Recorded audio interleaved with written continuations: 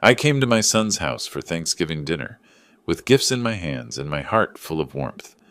But his wife was cold. "Old man, there's no place for you here." She put a plastic plate on the floor as if it were for a dog. My son laughed. "Eat like a dog."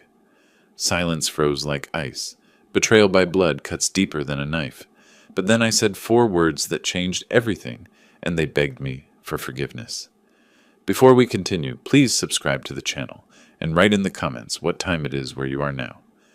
I pulled my truck into Evan's driveway and killed the engine. Through the windshield, I could see his house, all sharp angles and glass, the kind of modern architecture that screamed money. 3 luxury cars lined the street, a Mercedes, a BMW, a Tesla. I checked my reflection in the rearview mirror, smoothed down my collar. The button-down shirt was clean, pressed. I'd tried. The gifts sat beside me on the passenger seat. A designer toy for my grandchildren, $150 I couldn't really afford. Premium wine, $80. A restaurant gift card, $200. I'd wrapped them carefully, corners crisp.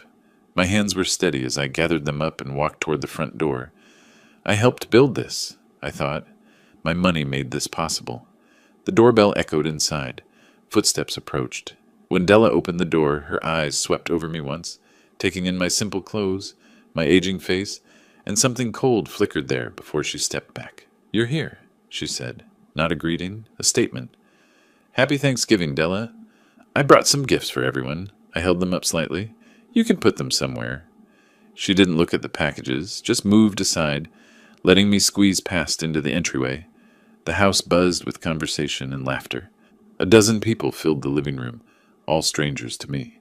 Women in designer dresses, men in expensive casual wear, the kind of clothes that look effortless, but cost a month of my pension. They held wine glasses, smiled at each other with practiced ease. "Is Evan around?" I asked. "He's busy with guests. We have a full house today." Della was already turning away, moving back toward her people. I stood there holding the gifts, looking for somewhere to set them down. A side table near the entrance seemed appropriate. I placed them carefully next to a crystal vase and some decorator books. My wrapped packages looked cheap beside such elegance. Across the room I spotted Evan. He stood near the fireplace, gesturing animatedly to a man wearing a watch that probably cost more than my truck. When he saw me, he waved, casual, dismissive, but didn't come over. I tried to join a conversation near me. 3 women in their 40s paused when I approached. "Hello," I said. "I'm Simon, Evan's father." "Oh, how nice," one of them said. Her smile was polite, empty. "And what do you do?" "I'm a retired firefighter." "Oh, how nice," she repeated, and immediately turned back to her friends. Their bodies angled away, closing me out. I moved toward Evan. He was deep in conversation, but I needed to connect with someone in this room. "Hey, son, good to see you." He barely glanced at me. "Hey, Dad, glad you could make it. This is Marcus. He owns the commercial real estate firm downtown." Marcus extended a limp hand. "Pleasure." "I wanted to catch up," I said to Evan. "It's been a while since—" "Yeah, we'll talk later." He was already turning back to Marcus. "So tell me about that property deal you mentioned." I stood there for another moment, invisible. Then I moved away. Above the fireplace, a framed photo caught my attention. Evan as a boy, maybe 8 years old, sitting on my shoulders at a fire station open house, his gap-toothed grin, my proud smile. I remembered that day, teaching him how the equipment worked, letting him wear my helmet. Other memories flashed. Bike riding lessons in the park, Saturday morning pancakes, soccer games where I cheered until my voice went raw. When had we lost that? "Everyone, dinner's ready!" Della's voice cut through the chatter. The crowd moved like a wave toward the dining room. I followed, my stomach tight with anticipation. Maybe at the table, Evan and I could talk properly. The dining room gleamed. Crystal glasses caught the light. Fine china sat at each place, the pattern delicate and expensive. Elegant centerpieces ran down the middle of the long table. I counted the chairs. 12 settings. 12 people. Guests found their seats with easy familiarity, as if they'd done this before. Della directed traffic, placing people strategically. Evan took the head of the table, grinning, relaxed. His important guests flanked him. I stood at the end, waiting. People filled in around me, leaving me standing alone. 5 seconds passed. 10. Everyone else was settling in, unfolding napkins, reaching for water glasses. "Where should I sit?" My voice came out quieter than I intended. Della turned, and in her hands was a plastic plate. Bright red, the kind used at children's birthday parties. Cheap. Flimsy. "Simon, I'm sorry, but all the seats are taken. We weren't expecting such a full house this year." The room's noise dimmed. People were looking now. "But I told Evan I was coming," I said. "We talked last week." "Did you?" "Well, it must have slipped his mind." She walked toward me, holding that plastic plate. "Anyway, you can eat here." She set it on the floor, right there by the doorway, next to where people had left their shoes. The room went silent. Every eye turned to me, then to the plate on the floor. Evan's laugh broke the quiet. Not nervous, genuine amusement. "Come on, Dad, eat like a dog. You're used to simple living, right? Firefighters aren't exactly picky eaters." A woman gasped softly. A man coughed. Someone looked away. Della returned to her seat, as if nothing had happened. "Let's all sit down. The turkey is getting cold." I stared at that plastic plate, red against the hardwood floor, a child's plate. Less than a plate, an insult made tangible. I looked up at my son, searched his face for shame, regret, recognition that he'd crossed a line. Found none. Just that careless smirk, that easy confidence of a man who thought he could do anything without consequence. My hands began to shake. Not from weakness, from fury rising in my chest like a wave I could barely control. I looked at each face around that table, saw their expensive clothes, their uncomfortable expressions, their complicity. These people who'd never risked anything, never run into a burning building, never given everything for someone they loved. The room held its breath. I reached down slowly. My knees cracked. I was 64, not young anymore. My fingers closed around the plastic plate. It weighed nothing. I straightened, holding it at chest level. My jaw tightened. I stared at my son across that gleaming table with all his important friends. The silence stretched. I set the plate down, not throwing it, not handing it back, just placing it carefully on the floor with precise control. When I straightened, my eyes locked on Evan's. I remember everything. 4 words. Quiet. Clear. They cut through the room like a blade. Evan's smirk faltered. "What? What's that supposed to mean?" I turned toward the door. Didn't run, didn't storm out. Just walked with steady purpose. "You'll find out," I said without looking back. "Simon, don't be childish. It's just dinner." Della's voice had that sharp edge she used when things weren't going according to plan. "Dad, come on, don't be dramatic." "Dad!" I heard him calling after me, but I was already opening the front door. The cool evening air hit my face. I stepped out and closed the door quietly behind me. Not a slam. Control mattered now. Behind me, muffled through the door, "What just happened?" Della's response, dismissive. "He's always been overly sensitive." Outside, the November air cleared my head slightly. I walked to my truck, my legs moving automatically. When I reached for my keys, my hands were shaking so badly, I dropped them twice before getting the door open. I sat in the driver's seat for a full minute, staring at nothing. Started the engine, put it in drive. As I pulled away from that perfect house, I glanced in the rearview mirror. All those luxury cars still parked there, warm light spilling from the windows. They were inside celebrating, and I was driving away alone. The route home blurred past. I missed my turn off the highway, had to circle back. My knuckles were white on the steering wheel. Passing a car wash triggered the first memory. 2020. Evan in my kitchen, laptop open, showing me glossy photos of luxury cars. His eyes bright with excitement. "Dad, I've got this incredible opportunity. Gordon Premium Auto Detailing. High-end car care for luxury vehicles. But I need $45,000 to start." "That's a lot of money, son." "I know, but it's an investment. In 2 years, I'll pay you back with interest. This is going to make our family name mean something." "You really think you can do this?" "Dad, I promise. Trust me." I remembered writing that check, the way my hand had cramped slightly from the large numbers. Evan hugging me tight, his voice thick with emotion. "You're investing in my future, Dad. Our future." We'd even worked on the first location together. I helped paint walls, install equipment, got my hands dirty alongside him. He'd said I was building something that would last. I stopped at a red light. Another memory surfaced, sharp and clear. 2022? Evan on my phone, his voice rushed. Dad, the business is expanding. I need another $38,000 for the second location.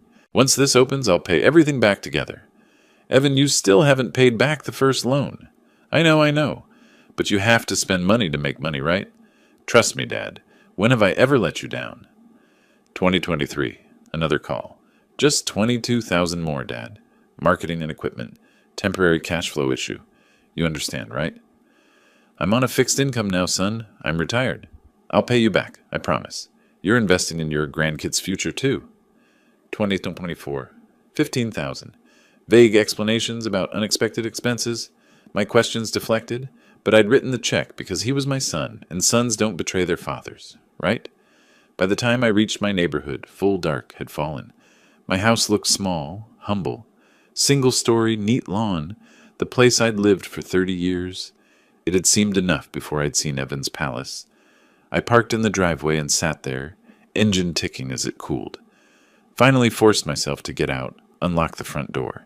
Inside, silence. I flipped on a single lamp, leaving the rest of the house dim. Took off my coat and just draped it over a chair. Couldn't manage the simple task of hanging it properly. The photo on the mantel stopped me. My wife. She'd died 6 years ago. The memory hit like a physical blow. Her funeral. Gray sky, cold rain. Evan standing beside me in a black suit, checking his watch. Will you stay a while? I'd asked him. I don't want to be alone tonight. Dad, I wish I could, but Della needs me home. The baby's been fussy. Of course, I understand. I'll call you tomorrow, okay? He hadn't called the next day, or the day after. I'd sat in this dark house, drowning, and my son had disappeared. The financial help started after that. I saw it clearly now. I'd been buying his attention, trying to keep him close the only way I could.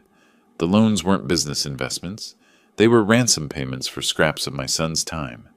I moved to my office, pulled out the folder marked Evan Business Loans, and spread documents across my desk.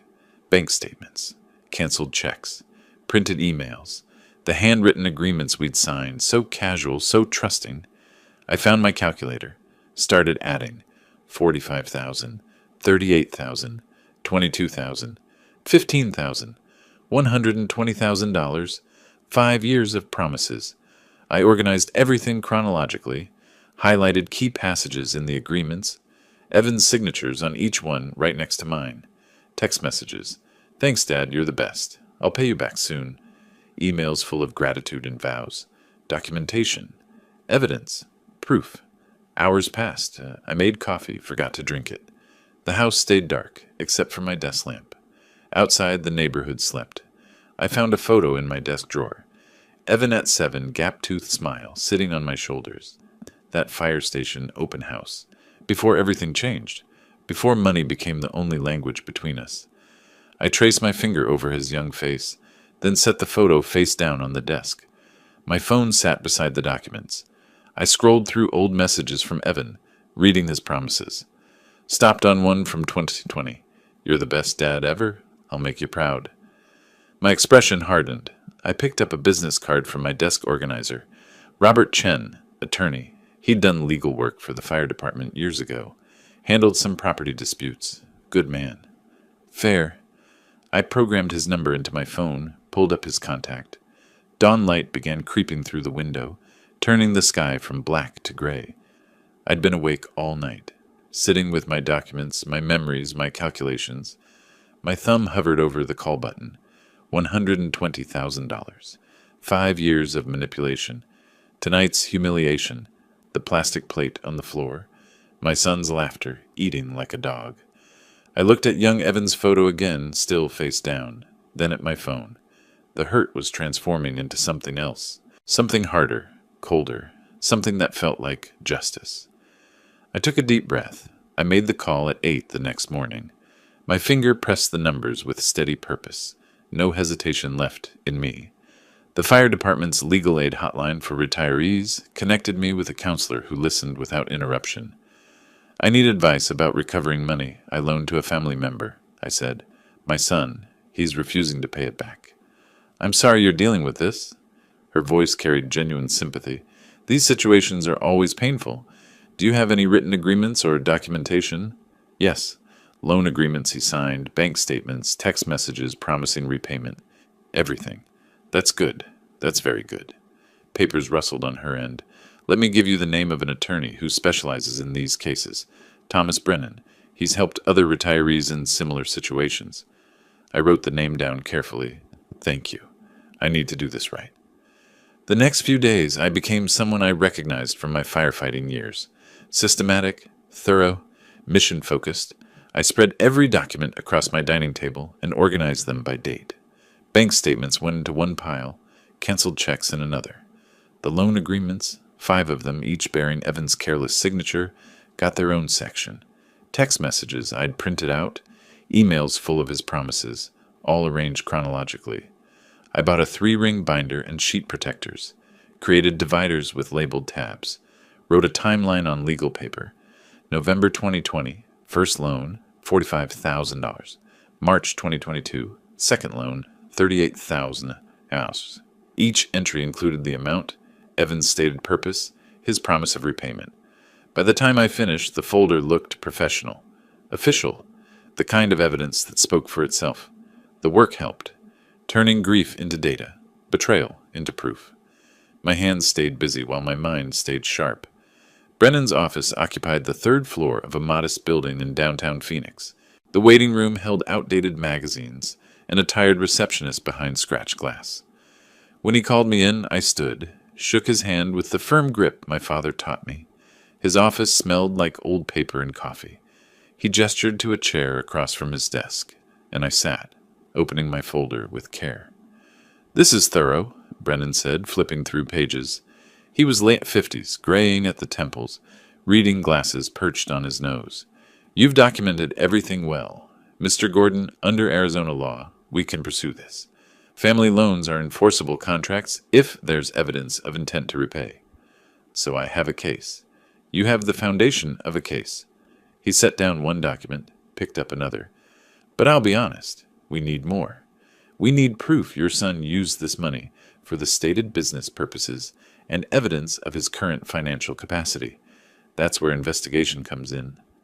My chest tightened. How long will this take? If we file suit, 4 to 6 months to get to court, maybe longer if they fight it. I looked at Evan's signature on one of the agreements. The ink slightly smudged where his hand had moved too fast. I waited 5 years for him to do the right thing. I can wait 6 more months for justice. Brennan recommended a private investigator that same afternoon. I met Wendy Torres at a coffee shop 2 blocks from his office. She arrived exactly on time. Black blazer and direct eye contact, notebook already open on the table. I need to be clear about what I can and can't do, she said after we'd exchanged basic pleasantries. I can verify business filings, check public records, observe operations. In Arizona, I can record conversations I'm part of. That's legal here. But I can't hack computers or trespass on private property.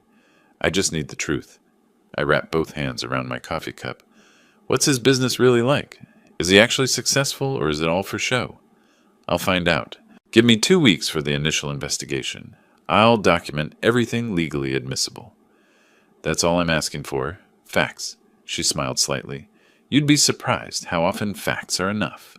Her fee was steep, $150 per hour plus expenses. I signed her contract with hands that only trembled slightly. This was money I couldn't easily spare, but Brennan had been clear. Without evidence, I had nothing but old promises and hurt feelings. As I sat in my truck afterward, engine idling in the parking lot, I thought about Evan and Della at that table. Their wealthy friends, their expensive clothes, their need to appear successful. The lawsuit would hurt them financially, assuming I won, but there was something else they cared about even more than money. Their reputation. The idea planted itself in my mind like a seed. I didn't know how to use it yet, but I knew it mattered. Legal revenge was one path. Social consequences might be another.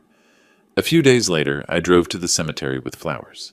White roses, my wife's favorite. I'd passed a small shop called Desert Bloom dozens of times without stopping. But today I pulled into the lot. Inside, the air smelled green and alive.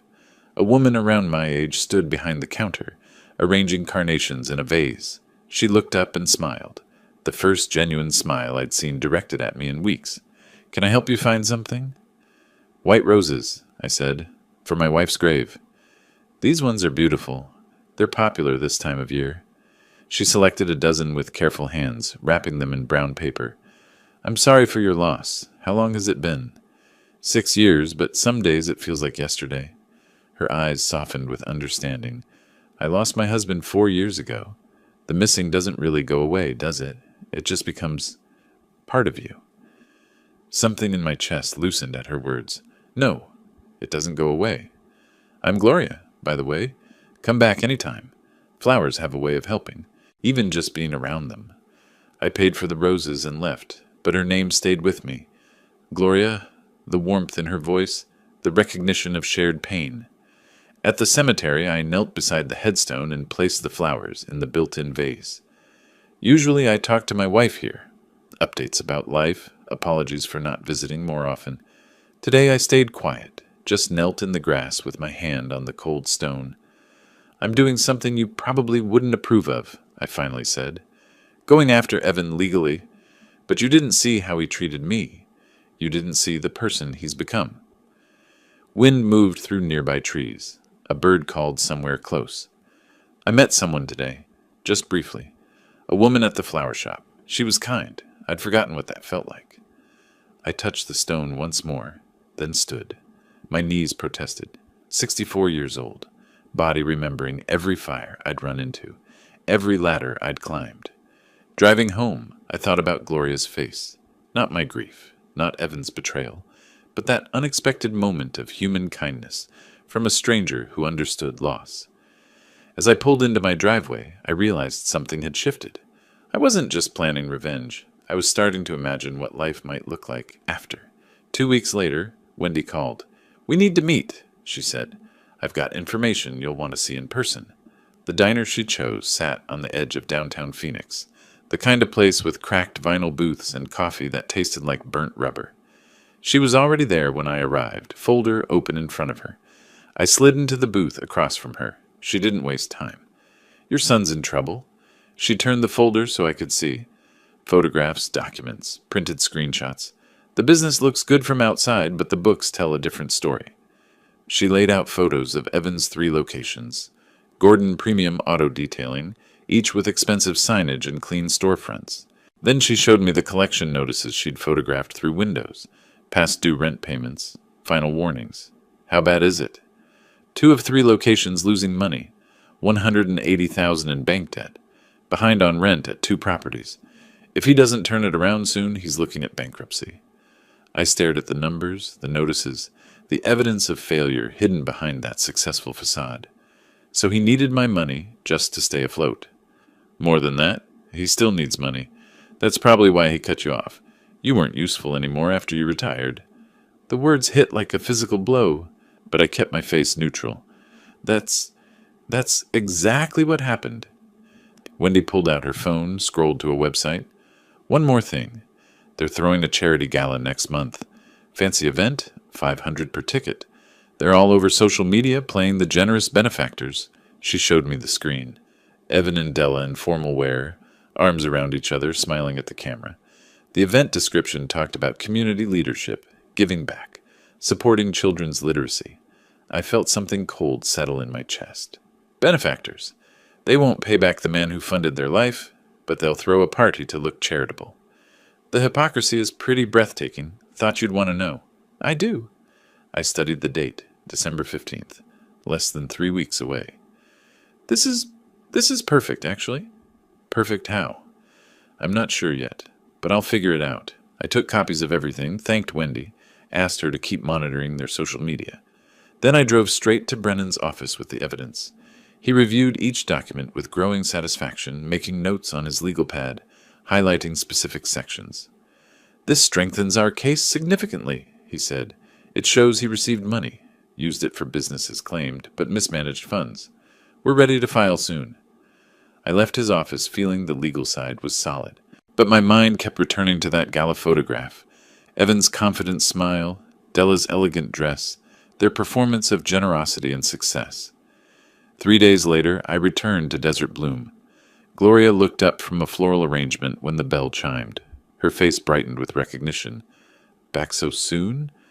I wanted to ask about ordering flowers for an event. It was half excuse, half genuine inquiry. Do you do arrangements for large gatherings? She led me to a portfolio, flipping through photos of weddings, corporate events, elaborate displays. Her hands moved with practiced grace, pointing out different styles and options. What kind of event? She asked. I'm not entirely sure yet. The truth slipped out before I could stop it. It's complicated. She set down the portfolio, studied my face. Last time you were here, you mentioned a family situation. Is it getting any better? I found myself telling her more than I'd intended. About the money, about Evan's refusal to pay it back, about discovering his business was failing while he pretended to be successful. Your son? She looked genuinely shocked. The one you were visiting for Thanksgiving? That same son. I helped fund his business for years. Now that I'm retired and can't give more, I'm disposable. That's cruel. I'm sorry, Simon. I'm taking legal action. Hired a lawyer, investigator. I'm done being the understanding father. She nodded slowly. Good. You deserve better. We talked for another 20 minutes. She told me about her own children. Daughter in Portland. Son in Charlotte. How they called on holidays but hadn't visited in 2 years. How she understood loneliness. Understood what it felt like when family disappointed you. The shop helps, she said. Flowers, customers, staying busy. But some days, she trailed off, then met my eyes. I close at 5. Would you like to get coffee sometime? The question surprised me. So did my immediate answer. Yes, I'd like that. We exchanged numbers. Agreed to meet the next day at a cafe in Central Phoenix. I left with a lightness I hadn't felt in weeks. The cafe had big windows and quiet corners. I arrived 5 minutes early, unusual for me, showing nerves I didn't want to acknowledge. When Gloria arrived, I stood awkwardly, unsure if I should hug her or shake hands. She solved it by touching my shoulder warmly before sitting.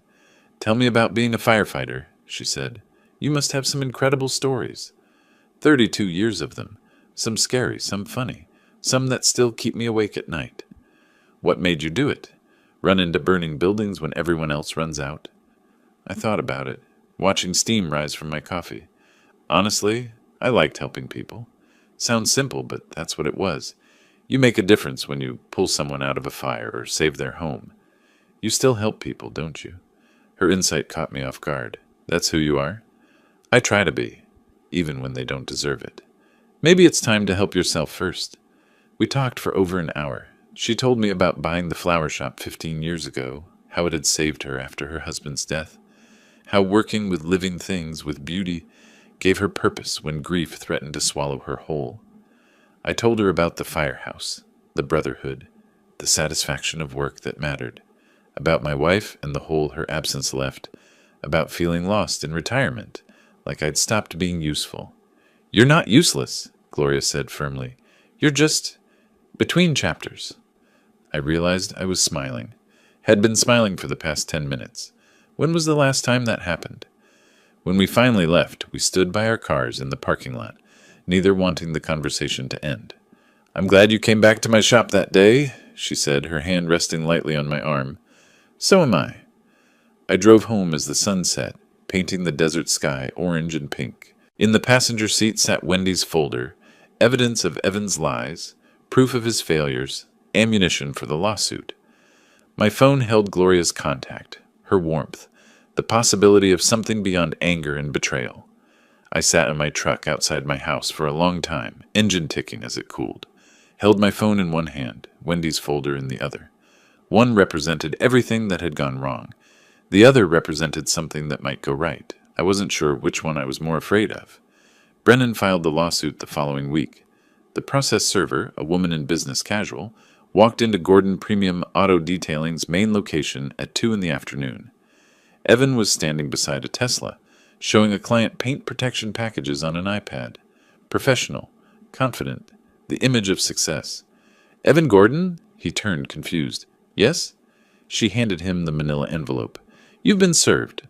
The client stepped back. Evan opened the envelope right there, his face shifting from confusion to shock. Complaint for breach of contract. $120,000? His hands trembled. The client mumbled something about calling later and left. Evan stood frozen, other customers watching, employees glancing over. My phone rang an hour later, Evan's name on the screen. I let it ring twice before answering. "Hello, Evan!" Shouting erupted. So loud I held the phone away from my ear. "You're suing me? Your own son? Are you out of your mind?" "No, Evan. I'm finally thinking clearly. This is betrayal. Family doesn't do this to family. You're right. Family doesn't." I kept my voice level. "So explain Thanksgiving to me. Explain that plastic plate on the floor. Explain eat like a dog. That was a joke? You're too sensitive. Do you remember those 4 words I said?" I paused, let the silence hang. I remember everything. Every check. Every promise. Every signed agreement. And I have proof. You're going to regret this, old man. Have your lawyer contact mine. I hung up while he was mid-sentence, set the phone face down on the table. My hand shook slightly, but my jaw was set. Over the next few days, Della launched her campaign. Gloria had suggested I'd check Facebook, see what they were saying. I found Della's profile, a photo of her and Evan looking somber. The caption talked about unexpected challenges and family situations that test your strength. The comments overflowed with support. "You two are so strong," and sending prayers. I scrolled through more posts, each one carefully crafted, hinting at my instability without naming me. I screenshot every one, evidence if I needed it. Then the phone calls started. "Simon, honey, I'm worried about you." My cousin Barbara, voice dripping concern. "Evan called me and he said you're confused about some money." "I'm not confused, Barbara. I loaned him $120,000 over 5 years. He signed agreements to repay. He never did. Now I'm suing." "But, Simon, are you sure you didn't give him that money? As gifts? Maybe you just forgot." "Barbara, I have documents, bank statements, his signature on loan agreements. I'm a retired firefighter, not a millionaire. I don't give 6-figure gifts." A pause. "Della said you've been having some difficulties, memory issues." "Della is lying." Each call followed the same pattern. Family members, old friends, all coached with the same narrative. Poor Simon, confused, needs help. Some I convinced with documentation. Others had already decided. Gloria met me for coffee 3 times that week. She listened to me vent about the calls, about Della's posts. She didn't just sympathize. She got angry. "They're gaslighting you. You know that, right?" "I know what they're doing." I stirred my coffee without drinking it. "It's just hard when people you've known for years look at you like you're losing it. You have documentation. You have a lawyer. You have the truth. Don't let them make you doubt any of that." "Some people won't even look at the evidence. They've already decided Evan's the victim. Then they're not worth your time. Focus on winning your case." She was right. She was absolutely right. That evening, Gloria invited me to her house for dinner. I arrived with a bottle of wine, nervous in a way I hadn't been since I was young. Her home was modest but warm, lived in, comfortable, real. She'd cooked pot roast, nothing fancy, but it smelled like home. We ate at her kitchen table, talking easily. She told me about a difficult customer that day, someone who wanted roses but complained they smelled too much like roses. I laughed, actually laughed, for the first time in weeks. After dinner, we moved to her couch with coffee. The conversation drifted to deeper things, her late husband, my late wife, what it meant to start over in your 60s. "I like having you here," she said quietly. "It's nice to cook for someone again, to have conversation over dinner. I like being here. I haven't felt this comfortable anywhere in I don't know how long." "Good. Then come back. Often. Anytime." We sat close, our knees almost touching. She placed her hand on my arm when I was telling a story about the firehouse. Her touch was warm, steady. I looked at her face in the soft lamplight. "Gloria, I need to tell you something." Her phone buzzed on the coffee table. She glanced at it, her expression shifting. "Simon, this is from my daughter. She's been following some Facebook posts about an elderly firefighter suing his son. She's asking if I know anything about it." My chest tightened. "What exactly is she seeing?" Gloria read from her phone. "She says there's a woman posting about how her father-in-law is having mental issues and falsely accusing them of owing money. The posts don't name names, but the details match. People are commenting, sharing it." Della, she's spreading it wider than I thought. Gloria looked up at me, concern clear in her eyes. Simon, this could get ugly. The next morning I told Gloria everything. I met her at Desert Bloom before opening. She unlocked the door, surprised to see me. We need to talk, I said. She let me in, locked the door behind us, flipped the sign to closed. We sat in her back office, surrounded by orders and vases. I haven't told you everything about Thanksgiving, I began, about why I'm really doing this. Tell me now. I chose my words carefully, reliving that moment. When I got there, Della opened the door like I was a stranger. Inside, all these wealthy people. No one talked to me. Then at dinner, there were 12 place settings. 12 people. I stood there, waiting. No chair for me. Gloria leaned forward. What did they do? Della brought out a plastic plate, one of those cheap kids' plates. She set it on the floor, next to where people left their shoes, and she said, "You can eat here." Evan laughed. He said, "Eat like a dog, Dad. You're used to simple living." Gloria's face hardened. That's inhuman. Everyone just stared. That's when I said it. I remember everything. And I left. She reached across, gripped my hand firmly. You should have told me this sooner. I would have understood everything better. Those 4 words, they had 2 meanings. I squeezed her hand back. The obvious one. I'd remember that humiliation. But the real meaning? I remember every check I wrote, every loan agreement, every promise Evan made, every document with his signature. I'd been keeping records for years, not even knowing why. Some part of me knew I'd need proof someday. You were protecting yourself without realizing it. I wanted to believe in him, but I documented everything anyway. And when he pushed me too far, I had everything I needed. Gloria's eyes were wet, but not with pity, with fury on my behalf. That's not revenge. That's justice. My phone rang. Wendy, her voice was tense. We need to meet. Now. This is urgent. 30 minutes later, I pulled into a shopping center parking lot. Wendy's car was already there. I got in her passenger seat. She handed me her phone with earbuds. Listen to this. Evan's voice came through clearly. He was at a restaurant with someone, a lawyer, from context. They were discussing me, discussing guardianship, discussing declaring me mentally incompetent. My blood ran cold. We claim the lawsuit proves dementia, the lawyer said. He's confused about gifts being loans. We file for guardianship, then claim he actually borrowed from you to maintain his house. We create documentation showing he owes you the house. Can we do that? Evan asked. I can draft the papers, backdate some loan agreements, sign his name. We have samples. If we move fast before his lawyer catches on, we can get a lien on the property. The recording ended. I sat in silence, hands gripping the phone. They want to take my house, I said quietly. They want to lock me away. Wendy nodded grimly. That's exactly what they want. This lawyer lost his license once, got it back on a technicality. He's willing to commit fraud.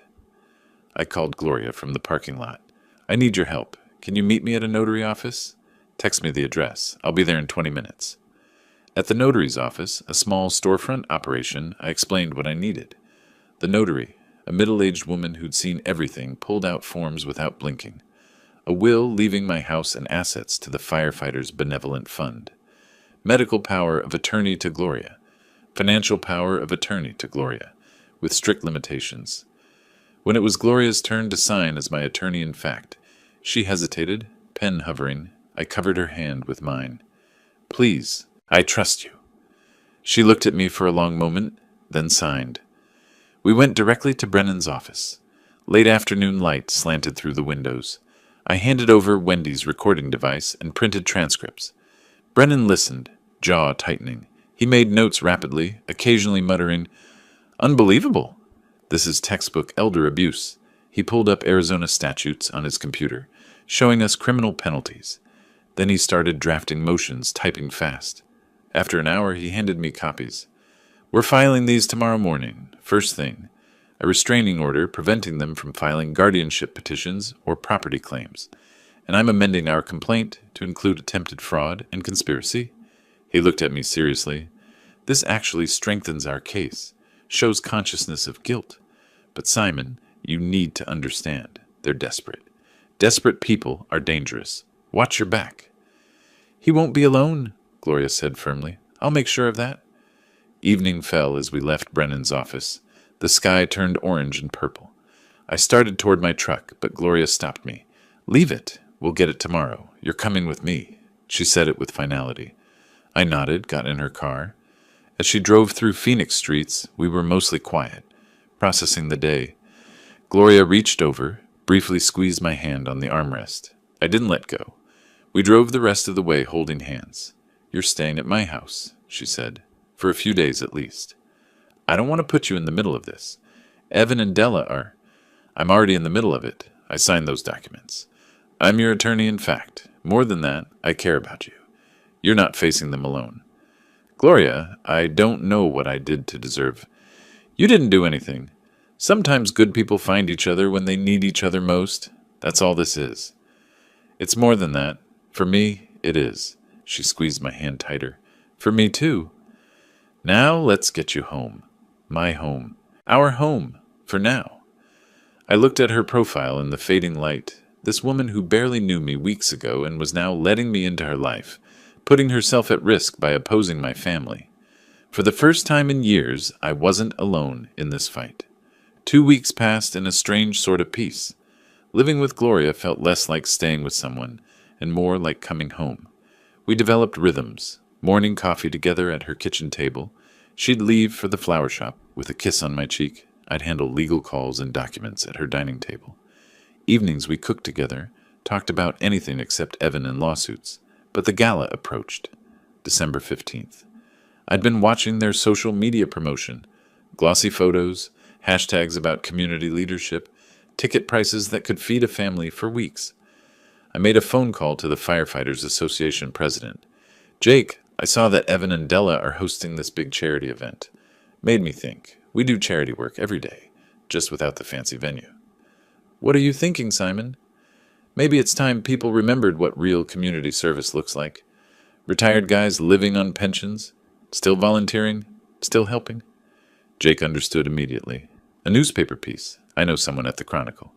Just highlighting the good work. Nothing controversial, just truth.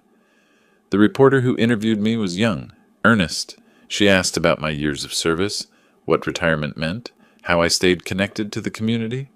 Gordon says he's proud to support the next generation, including his son Evan, an entrepreneur in Scottsdale. She wrote in her notes. I said it without irony. She didn't catch the subtext. Will you be at his charity gala this weekend? I'm not on the guest list, but that's fine. Different generations, different social circles. The article published December 15th. Phoenix Chronicle, Local Heroes section. My photo in old firefighter gear, 5 of us featured. Mine included that careful line about supporting my son. I bought the paper that morning, sat in Gloria's car reading it. Perfect. Just factual enough to seem innocent, positioned exactly right to raise questions. That evening, while the gala happened across town, Gloria and I stayed home. We cooked together, pasta with her late husband's recipe for marinara sauce, something she hadn't made in years. She said cooking it with me felt right, not sad. We ate by candlelight, talked about her daughter in Portland, about whether we should visit in spring. My phone buzzed, text from Jake. Articles getting shared everywhere. Fire department's official page posted it. Good visibility. I smiled, set the phone aside. Everything went as planned? Gloria asked.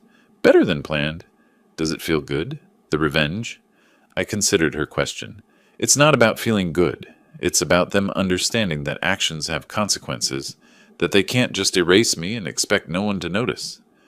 Later, I learned what happened at the gala. Wendy had a contact there, sent me details the next day. Evan and Della looked perfect. Him in a tuxedo, her in some designer gown. They worked the room, posed for photographers, played their roles flawlessly. Then guests started mentioning the article. I saw something wonderful in the Chronicle today. Your father's firefighter service. Such an impressive career. Evan deflected with vague smiles. Someone asked directly, Why isn't your father here tonight? This seems like the kind of event he'd appreciate. He's busy with other commitments, Evan managed, but the questions kept coming. Then Richard Chambers, one of Evan's business investors, cornered him near the bar. Evan, we need to talk about something I heard. There's a lawsuit. From your father. Over business loans? Is that accurate? Evan's smile went rigid. It's a misunderstanding. Family matter. Being resolved quietly. Except it's in court. Public record. And if you're disputing legitimate business loans from family, that makes me question your financial ethics. Our investment was based on trust. Della tried to intervene, but Chambers wasn't finished. Integrity matters in business. We'll be reviewing our position. The gala didn't collapse, but it ended in whispers. I wasn't there to see it, but I could imagine Della's frozen smile, Evan's mounting panic. I didn't need to watch them fall. Gloria found me later, scrolling through updates on my phone. She took it from my hands, set it on the coffee table. "Dance with me," she said. The radio was playing something soft from the 60s. I hesitated. I hadn't danced in decades, but took her hand. We moved slowly in the small space between couch and coffee table. She rested her head on my shoulder. "You're a terrible dancer," she murmured. I laughed. "I warned you." "I don't care. This is perfect." The music played. Outside, Phoenix glittered with December lights. Somewhere across town, Evan and Della were cleaning up after their compromised event. But here, in this small living room, I was exactly where I needed to be. "Gloria, I need to say something. I'm falling in love with you. I probably already have." She pulled back to look at me. "Probably? Definitely. Definitely have. Good. Because I'm already there, too." We continued dancing, closer now. My phone buzzed again on the table. Another update, another piece of fallout, but I didn't reach for it. As we danced in that small living room, the music soft and Gloria's hand warm in mine, I understood something I hadn't before. Winning wasn't about watching them fall. It was about building something worth more than revenge. Winter passed in a strange duality. January brought cold mornings and warm coffee. Gloria's hand in mine across the breakfast table. Newspapers read in comfortable silence. She'd leave for work, kiss the top of my head in passing, a casual intimacy that still amazed me. I'd moved more of my belongings to her house. We'd stopped discussing when I'd moved back. This was home now. But January also brought Evan's counterattack. His lawyers filed motion after motion, requests for continuances, discovery disputes, procedural challenges. Each one required Brennan to respond. Cost money, consume time. The strategy was exhaustion. Make it too expensive, too draining, hope I'd settle for pennies, or give up entirely. Then came their counterclaim. $50,000 for emotional distress caused by my lawsuit. Brennan called it nuisance litigation, said it had no merit, but we'd have to respond. Della ramped up her social media presence, posts about toxic family dynamics, and elder manipulation tactics. Never naming me, but the details were unmistakable. Her friends commented supportively, creating an echo chamber of sympathy. Some posts went viral in certain circles. Young families victimized by greedy older relatives who gave gifts, then demanded return. I saw these posts. They stung. "Look at this," I showed Gloria one evening. "She's calling me a predator. Says I'm trying to steal their future." Gloria read it, then set my phone face down on the table. "She's lying. She knows she's lying. The question is, do you know that?" "Of course I know." "Then why are you letting it hurt you? These people don't matter. Her friends don't know you. They don't know the truth. Your lawyer knows. I know. The judge will know. That's all that matters." I exhaled slowly. "You're right. I know you're right. Let it roll off. Save your energy for the trial, and for us. We're more important than her lies." February brought evening walks around her neighborhood, planning our future between streetlights. "When this is over, really over, what do you want your life to look like?" Gloria asked. "Honestly, quiet, peaceful. I want to wake up without checking for legal motions." "With me?" "Yes, definitely with you. I've been thinking maybe I should sell my house, move in here officially if you want that." She stopped walking, turned to face me. "Are you asking what I think you're asking?" "Not marriage, not yet, but living together, really together, making this official." "Yes, absolutely yes." Her smile was immediate, certain. "I want that too." "You're sure? Because once this is really my address, you're stuck with me." She laughed. "I'm already stuck with you. Might as well make it official." Late February, Wendy called with urgent news. I met her at Gloria's house, both of us sitting on the couch while Wendy set up her laptop. "You need to hear this recording." Evan's voice came through the speakers, slurred with alcohol, frustrated. He was at a restaurant with his business partner, apparently unaware of Wendy's proximity. The old man thinks he'll win. He can't prove anything. I'll just forge more documents if I have to. Make it look like he's confused. The partner's voice warning, Evan, stop talking. I'm serious, whatever it takes. He's not getting that money. Wendy stopped the playback. This is from 3 days ago. He doesn't know I was there. I sat silent, processing. Gloria's hand found mine. Play it again, I said. The second time through, I took notes. Evan's exact words. The context. The admission of intent to commit fraud. This wasn't just evidence. It was proof of consciousness of guilt, admission of the debt's existence, threat of future crimes. Brennan reviewed it the next day via video call. His expression shifted from professional interest to something harder. With this recording, we don't just win the civil case. This is evidence of criminal intent. The DA might be interested. I don't want him in prison, I said. I just want my money and my dignity. That's your choice. But this recording means he won't fight anymore. He can't win. Late February, Gloria and I sat in Brennan's office for trial preparation. Sunlight slanted through the windows. Brennan laid out the strategy, my testimony, the documentation, the timeline of loans and broken promises, and now Evan's own recorded words. They've given us everything we need, Brennan said. Evan's own words will convict him. Trial is set for late April. We're ready. I nodded, but I wasn't triumphant, just tired, ready for this to be over. Gloria squeezed my hand. We walked out together into winter sunlight. In the parking lot, I stopped, looked at her. 2 more months. Then maybe we can actually start our life. We've already started it, she said gently. This is just the last chapter of the old story. What's the first chapter of the new one? Us? Together? Building something good. I opened her car door. Thank you. For everything. For standing with me. Where else would I be? We drove home, and it was home now, fully, completely. Through Phoenix streets, the afternoon sun warmed through the windows. Trial approaching, but future already beginning. March brought the first real heat of spring and the final countdown to trial. Brennan's office became my second home. We spent hours at his conference table, documents organized in labeled stacks, each one tabbed, color-coded, ready for court. He played opposing counsel, asking questions designed to rattle me. Mr. Gordon, isn't it true you gave this money to your son as gifts, and now you're fabricating this loan story because you're angry?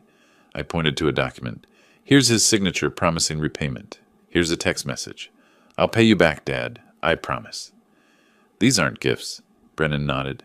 Good. Stay calm like that. Don't let them bait you into anger. I spent 32 years staying calm in emergencies. I can handle a courtroom. That's exactly the energy. Competent, factual, unshakable. Gloria attended some sessions, seeing the depth of my documentation for the first time. Afterwards, she said, You really did remember everything. 2 weeks before trial, I was at my house organizing boxes when I heard a car in the driveway. Evan's BMW. He got out looking haggard, wrinkled shirt, unshaved, dark circles under his eyes. We stood in the driveway, 10 feet apart. Dad, please. We need to talk. I crossed my arms, waited. I'll pay you back. $2,000 a month. I can do that. Just drop the lawsuit. You swore before, many times. I mean it now. I'm desperate. Della's threatening divorce. My business is falling apart. You're destroying my life. I'm not destroying anything. I'm holding you accountable. There's a difference. He started crying. I'm your son. How can you do this to your own son? I looked at him, really looked at him, saw not my little boy, but a man who'd made choices, who'd chosen to treat me like nothing. Evan, I would have forgiven the money, all of it. But that day, that Thanksgiving, that plastic plate on the floor, you showed me exactly what I am to you. Nothing. You can't come back from that with an apology. So that's it? You're just going to ruin me? I'm not ruining you. You did this to yourself. You took my money, broke your promises, then humiliated me in front of strangers. Actions have consequences, Evan. That's something you never learned. His face shifted from pleading to fury. You'll regret this. When you're sitting alone in this house, bitter and miserable, you'll regret pushing me away. I'm not alone. I have people who actually care about me. Maybe that's something you'll learn when everyone else leaves you too. We're done. After this, you're not my father. You stopped treating me like a father a long time ago. I'm just making it official. He stormed to his car, peeled out. I stood there watching him go, feeling only sadness for who he'd become. That evening, my phone rang. Unknown number. Simon, it's Robert. Margaret's brother. I stepped away for privacy. My late wife's brother, Evan's uncle. He'd been silent throughout this whole ordeal. Robert, it's good to hear from you. Too long. I should have called sooner. Simon, I want you to know. I believe you. I've watched Evan for years. Saw how he treated you after Margaret died. Saw him lie about his business. Brag about success I knew wasn't real. My voice caught. You saw that? I did. And I'm ashamed I didn't say anything sooner. But I'm saying it now. If your lawyer needs a character witness, someone to testify about Evan's pattern of dishonesty, I'll do it. Margaret would want me to stand with you. Thank you. You don't know what that means. Family should stand together. And your family, Simon, always will be. Later that week, Gloria and I attended a firefighter's retirement dinner. We arrived together, clearly a couple. Friends approached, shook hands, congratulated us both. Good for you finding someone, my old captain said. You deserve happiness, Simon. Throughout the evening, we moved as a unit. Comfortable. Right. Gloria changed her Facebook status. In a relationship with Simon Gordon. Small thing, but it mattered. We were official. Public. Building a future. The night before trial, we sat on my porch watching the sunset. The house behind us was already listed for sale. I was moving to Gloria's permanently. Are you nervous about tomorrow? She asked. Yes and no. I'm not nervous about the case. I know we'll win. But facing him in court, hearing whatever lies his lawyer tells, that part worries me. You're not the same man you were on Thanksgiving. You're stronger now? I feel stronger, but I also feel tired, ready for this to be over. It will be, tomorrow or the next day. And then we start the next chapter.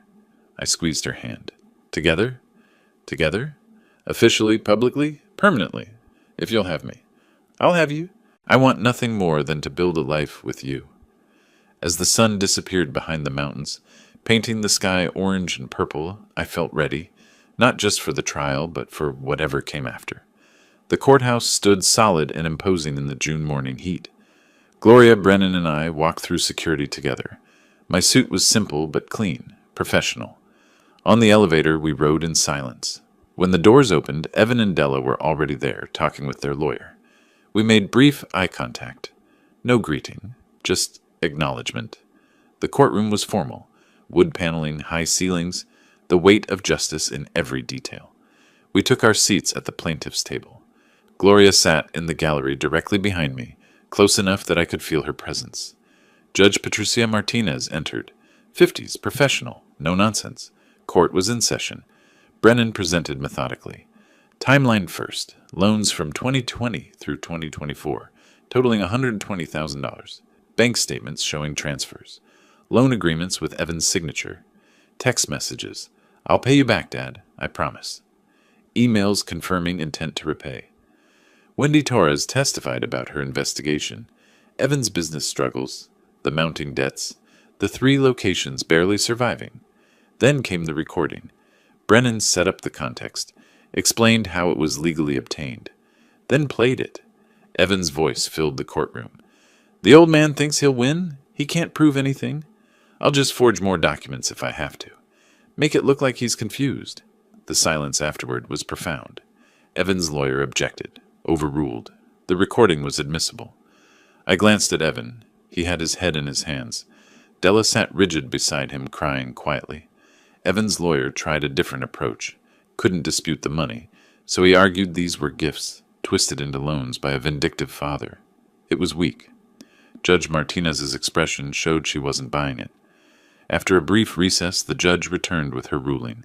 I've reviewed all submitted evidence and heard testimony today.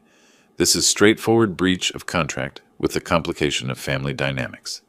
However, family relationships do not exempt parties from contractual obligations. She looked directly at Evan. Mr. Gordon, your conduct toward your father is reprehensible. Attempting to declare a competent adult incompetent, creating false documents, public defamation, these constitute elder abuse under Arizona law. She delivered the verdict. I find in favor of plaintiff Simon Gordon. Defendant Evan Gordon is ordered to pay $120,000, principal plus $18,000 in interest, totaling $138,000, payable over 24 months.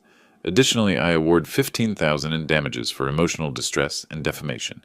Total judgment, $153,000. Her gavel fell. I am also filing a report with the District Attorney's Office regarding potential criminal charges. Court adjourned. Outside on the courthouse steps, Gloria hugged me, not celebratory, just supportive. "How do you feel?" she asked. "Relieved, tired, sad." Brennan shook my hand. "You won, completely." "I know, but winning doesn't feel the way I thought it would. I got justice, but I lost my son in the process." Gloria squeezed my arm. "You didn't lose him. He lost himself years ago. Today just made it official." "Maybe. I hope someday he figures it out. But I can't wait for that day." A week later, my phone rang. "Evan," I almost didn't answer, but did. "Dad, it's me." His voice was hollow, defeated. "I know." Della filed for divorce. Yesterday. She's taking everything. The business is filing for bankruptcy next week. I'm moving out of the house. "I'm sorry to hear that." "Are you?" "You won. You destroyed me." "I never said I'd destroy you. I said I'd hold you accountable. There's a difference, Evan." Silence. Then, "You were right.